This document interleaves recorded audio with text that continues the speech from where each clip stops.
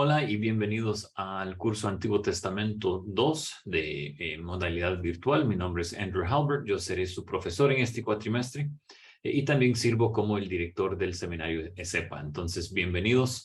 Rápidamente quisiera dar unos comentarios iniciales acerca de este curso, principalmente que todo lo que son los trabajos que tienen que entregar y donde se encuentran toda la información pertinente al curso es en el sitio de Moodle. Ahí van a ver principalmente lo que es el sílabo. Ese sílabo deberían abrirlo y leerlo detenidamente porque contiene todo lo que deben saber acerca del curso, incluyendo lo que son las fechas de entrega, los trabajos, explicaciones, todo lo que yo espero de cada uno de ustedes como alumnos y también lo que pueden esperar de mí. Entonces, por favor, revisen ese sílabo con bastante cuidado. Además, incluye todas las políticas importantes del curso, ¿verdad? Me lo pueden hacer saber si es que tienen alguna pregunta acerca de algún detalle en el sílabo. Ahí está mi contacto por correo. Van a notar que todo lo que son los libros obligatorios para este curso, que es el libro de los Lord Hubbard y Bush, Panorama del Antiguo Testamento. Además de eso, hay que hacer la inversión en un libro adicional. Pueden escoger entre dos que pueden ahí ver en el sílabo, uno por Christopher Wright y otro por Edmund Clowney, que son libros que tratan diferentes perspectivas acerca de la interpretación del Antiguo Testamento. Entonces, eso es importante. También diría que deben repasar lo que es el calendario de lecturas o tareas, etc. Al leer eso, si tienen alguna pregunta o duda con respecto al sílabo o la claridad del documento, por favor, háganmelo saber. Muy bien. Obviamente, ustedes han matriculado este curso y me imagino que tienen una idea de lo que quiere tratar, pero siempre sigue ahí quizás algunas dudas. Entonces, el curso pretende continuar o ser una continuación del tema de Antiguo Testamento 1, por lo menos Antiguo Testamento 1 cuando yo lo doy, ¿verdad? Y eso es contestar una pregunta amplia y una pregunta grande, que es ¿de qué se trata el Antiguo Testamento? ¿De qué se trata el Antiguo Testamento? Y la respuesta es Jesús, en términos generales, ¿verdad? Todo el Antiguo Testamento tiene que ver con Jesús, al igual que el Nuevo Testamento.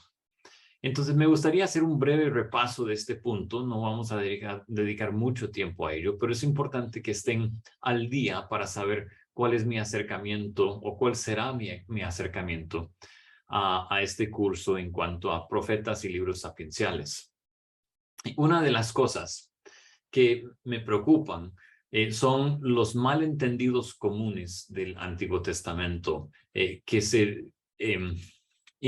comunes en cuanto a cómo el Antiguo Testamento se relaciona específicamente con el Nuevo Testamento, ¿verdad? Y los cristianos hoy en día tienden a subestimar lo que es el Antiguo Testamento.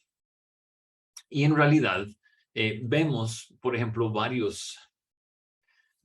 escuchamos varias posiciones acerca de la relación entre el Antiguo Testamento y el Nuevo Testamento. Quizás ustedes han escuchado algunos de estos, ¿verdad?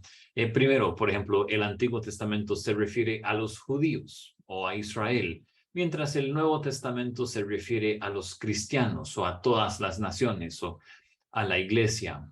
Eso realmente es un malentendido de la relación entre los testamentos.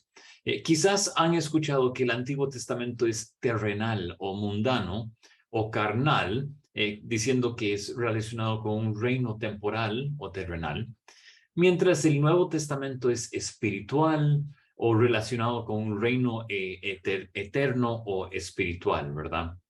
Otro es que el Antiguo Testamento es ley, mientras el Nuevo Testamento es evangelio o gracia. En contraste con este tipo de puntos de vista que realmente crean una división entre el Antiguo y el Nuevo Testamento. Mi punto de vista en este curso, igual a mi punto de vista en el Antiguo Testamento 1, es que Jesús es el punto principal del Antiguo Testamento, al igual de lo que es en el Nuevo también, ¿verdad? Toda la Escritura habla de Él y por lo tanto presenta un mensaje unificado sobre Él. Entonces, lo que quiero hacer en este curso es ayudarles a entender cómo es que esto funciona, ¿verdad? Podemos ver varias escrituras que comprueban que el Antiguo Testamento es sobre Jesús. Por ejemplo, si vamos al libro de Lucas, capítulo 24, versículos 25 al 27, leemos lo siguiente. Entonces Jesús les dijo, oh insensatos y tardos de corazón para creer todo lo que los profetas han dicho. ¿No era necesario que el Cristo padeciera todas estas cosas y entrara en su gloria? Comenzando por Moisés y continuando con todos los profetas, les explicó lo referente a él en todas las escrituras. Bastante interesante, pero ¿cómo es que funciona esto? No queremos leer mensajes en un texto que no están realmente allí. Eso es un gran problema con algunos predicadores hoy en día. Lo que esta cita y otras indica es que el Evangelio de Cristo ya está presente en el Antiguo Testamento. Así que tenemos que ser sensibles para notarlo. Y un concepto que manejamos en Antiguo Testamento que va a tener también relevancia para nuestro estudio en Antiguo Testamento 2 es una lectura de la cristotélica del Antiguo Testamento. Eso es leyéndolo con Cristo como el telos, o Cristo como el fin, o la meta, o el propósito de lo que es el Antiguo Testamento, ¿verdad?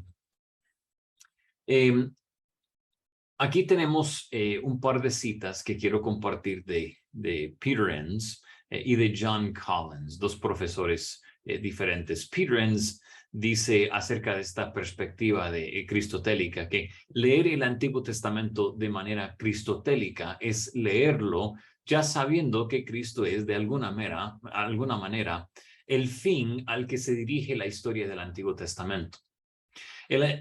Es el Antiguo Testamento en su conjunto, particularmente en sus grandes temas, que encuentra su telos o su final en Cristo.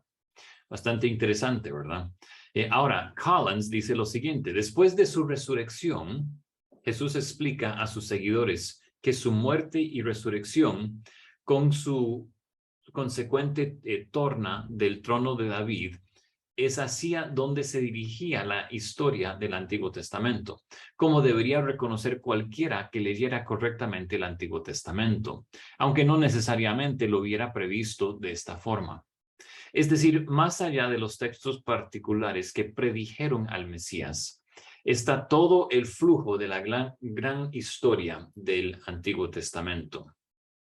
Entonces, tenemos estas dos citas de dos personas diferentes que apoyan esta perspectiva cristotélica de la lectura del Antiguo Testamento. Es decir, que hay que leer el Antiguo Testamento entendiendo que el fin o el propósito del Antiguo Testamento es Cristo y su ministerio, su obra, su muerte, su resurrección y hasta su segunda venida.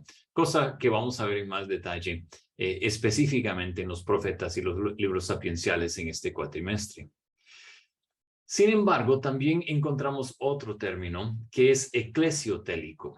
Entonces, existe también una perspectiva, una lectura eclesiotélico del Antiguo Testamento. Y eso quiere decir que la iglesia como cuerpo de Cristo es también lo que el Antiguo Testamento señalaba como la meta del plan de Dios. Aquí tenemos otra cita por Peter Enns que dice: la historia del Antiguo Testamento se cumple no solo en Cristo, sino en el nuevo pueblo de Dios. La venida de Cristo es el evento central de toda la historia humana. Las implicaciones de ese evento incluyen la entrega del Espíritu en Pentecostés y la formación de un nuevo pueblo de Dios, la Iglesia, donde ahora judío y gentil, esclavo y libre, hombre y mujer se convierten en un solo pueblo de Dios. En otras palabras, no solo hay una dimensión cristotélica, sino también una dimensión eclesiotélica. El uso apostólico del Antiguo Testamento no se centra exclusivamente en la persona de Cristo, sino también en el cuerpo de Cristo, su pueblo, la iglesia. Entonces aquí tenemos dos perspectivas diferentes, pero relacionadas en cuanto a lecturas y perspectivas sobre el Antiguo Testamento. En Antiguo Testamento 1 estudiamos cómo en la historia de la iglesia, los teólogos han tratado de leer el Antiguo Testamento. Y desarrollamos una serie de perspectivas hermenéuticas para utilizarlas nosotros mismos también, ¿verdad? Entonces hablamos de lo que es el sensus plenior, ¿verdad? O el sensus glorificatus, términos utilizados a menudo, ¿verdad? Y quiere decir un término tradicional o establecido, un sentido más completo. Estamos tratando de leer lo que realmente está en el texto, pero teniendo en cuenta el hecho de que desde nuestra perspectiva después de la venida de Cristo podemos ver más significado en un texto del Antiguo Testamento que puede haber sido aparente en el momento en el cual fue escrito, ¿verdad? Entonces, por ejemplo, si hablamos del patrón de promesa o profecía y cumplimiento, nosotros podemos ver cómo la información que tenía en el momento de escribir, por ejemplo, Génesis 3:15, que es la primera promesa de un Salvador o del Mesías, o por lo menos muchos lo entendemos así. Podemos ver cómo ese versículo, cuando fue escrito, quizás no tiene o no tenía el mismo significado que tiene para nosotros hoy en día. ¿Por qué? Porque nosotros podemos volver a leer ese versículo con la promesa cumplida. Ya sabemos quién es Cristo, qué hizo Cristo, ¿verdad? Entendemos su obra, su ministerio. Entonces, cuando leemos ese texto, tiene otro significado, mayor significado, ¿verdad? Cobra un sentido mayor porque tenemos más información. Y eso es lo que está tratando de explicar esto, ¿verdad? Al igual que con Antiguo Testamento 1, el objetivo principal que tenemos en este curso es que ustedes aprecian este punto y sean capaces de ponerlo en práctica, debido a que va a ser nuestro enfoque principal. Hay algunas otras cosas que también son muy importantes, pero que no van a recibir mucha cobertura en clase, aunque todavía espero que adquieran conocimientos sobre ellos. Específicamente no vamos a tocar en mucha profundidad lo que son hechos y contenidos del Antiguo Testamento, específicamente en relación a cosas como fechas, lugares o geografía, personas, esquemas de libros, etcétera, ¿verdad? Tocaremos algunas cosas ahí, pero tampoco vamos a tocar mucho la comprensión básica de los temas teológicos claves o la comprensión básica de cuestiones académicas claves en el estudio del Antiguo Testamento y cuestiones relativas a libros particulares. ¿Por qué? Porque en realidad todo eso está disponible en la lectura de Dosor, Harvard y Bush, y no vamos a repetir en clase lo que están leyendo en el libro. Mi deseo es que lo que escuchan en estos videos sea algo que agrega a su conocimiento y no algo que solamente repiten las cosas que están leyendo. Muy bien, entonces ahí tenemos un poco lo que es el propósito del curso, que vamos a cubrir y lo demás. Específicamente en este cuatrimestre vamos a cubrir los profetas y los libros sapienciales del Antiguo Testamento.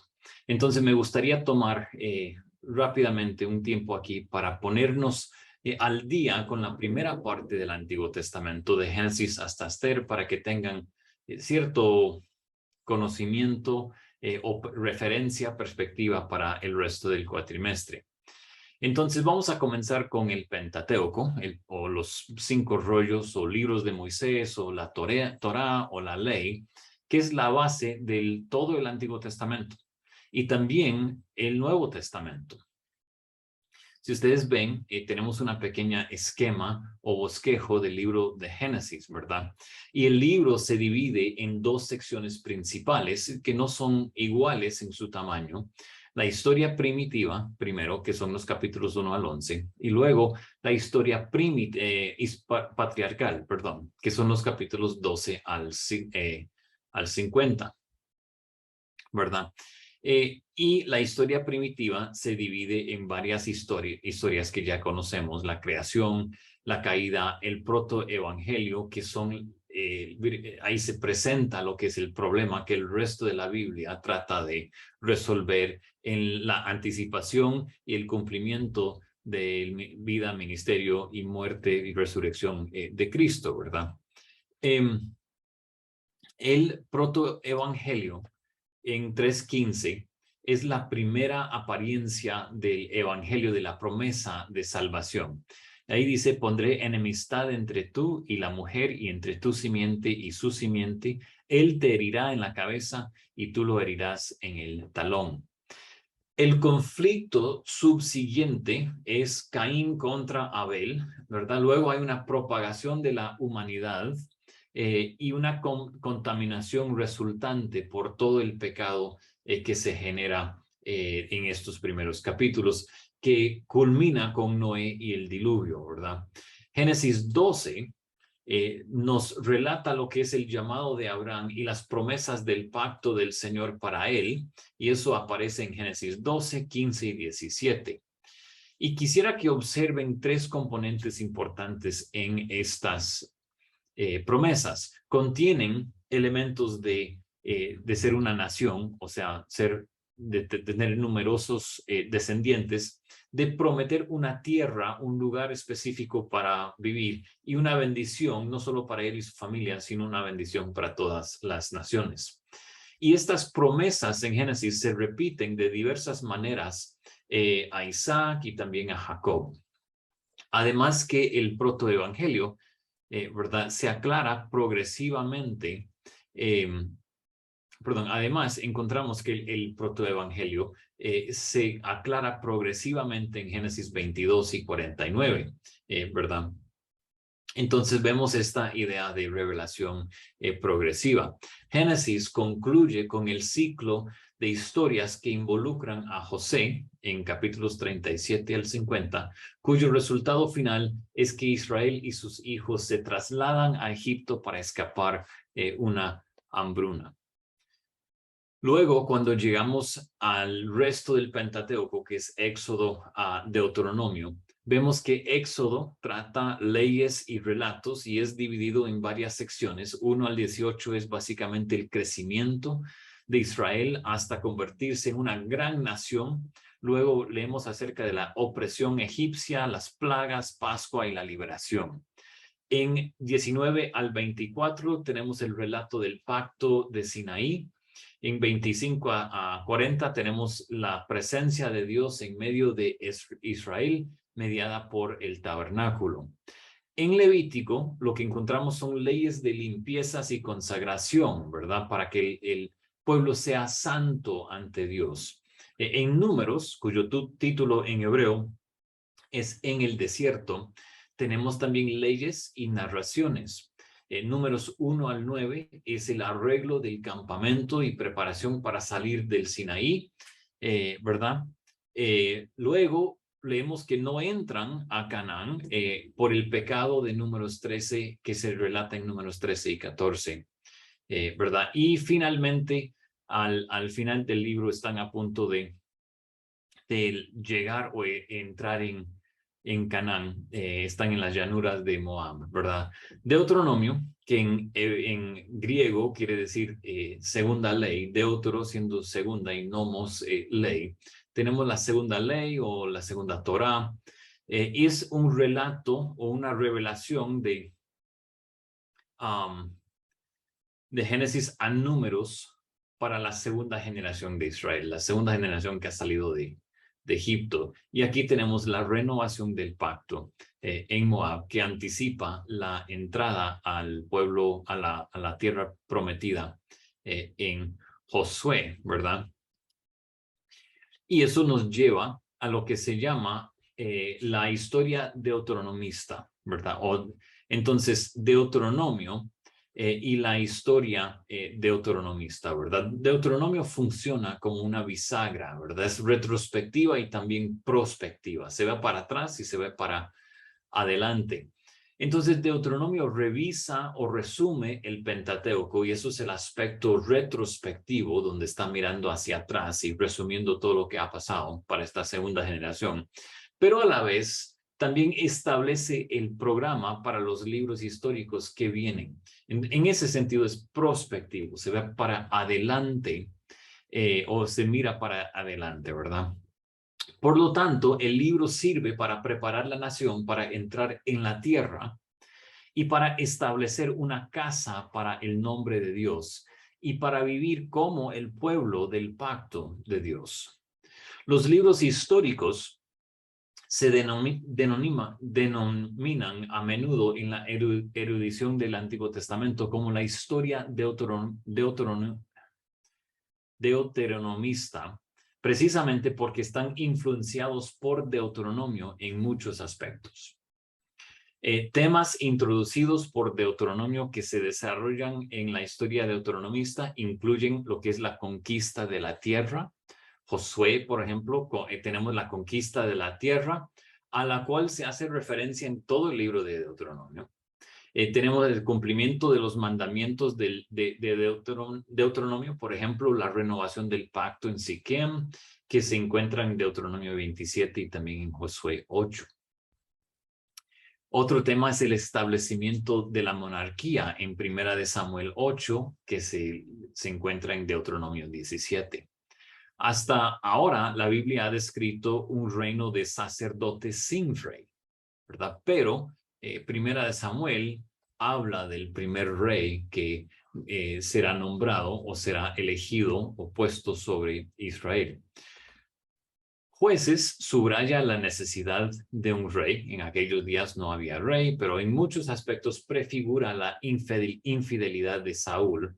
Por ejemplo, la tribu de Benjamín es descrita con frecuencia de forma negativa, ¿verdad? Ruth, en cambio, termina con la genealogía de David, quien es el primer rey piadoso. Primero y segundo de Samuel, tenemos el rey malo, Saúl frente al rey bueno, quien es David. En los libros de los reyes tenemos las historias de las monarquías del norte y del sur y que se evalúan igual que el libro de jueces evaluando al pueblo, ¿verdad? Luego Esdras y Nehemías. Estas son las historias del regreso del exilio y la reconstrucción del muro y el templo en Jerusalén. Y finalmente el libro de Esther, que es una perspectiva sobre la protección de Dios de su pueblo ante la amenaza de aniquilación. Otro tema que vemos es la construcción del templo, que es prometido en Deuteronomio 12 y realizado en Primera de Reyes 8. También las bendiciones y maldiciones del pacto, que es parte de la estructura de los pactos o tratos del antiguo Oriente cercano. Ejemplos específicos que encontramos en la historia deuteronomista, ¿verdad? Por ejemplo, tenemos los libros de los reyes que se escribieron después de que la nación hubiera sido llevada al exilio, es decir, se habían ejecutado todas las maldiciones del pacto de Deuteronomio 28. Entonces está relatando lo que son las consecuencias por la desobediencia de Israel. Y parte de la razón de estos libros es que debían ayudar a explicar a los israelitas lo que había sucedido y el por qué.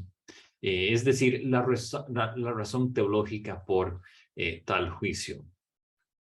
Entonces, punto tras punto, los israelitas son medidos por las normas del libro de Deuteronomio en toda la historia deuteronomista, de Josué en adelante. Entonces es importante saber que el Pentateuco tiene una gran influencia, no solamente sobre estos libros históricos, sino también sobre los profetas y los libros sapienciales y también, cosa que no vamos a cubrir en este curso, los libros del Nuevo Testamento. Entonces, específicamente Deuteronomio, pero toda esta historia del Pentateuco tiene mucha influencia.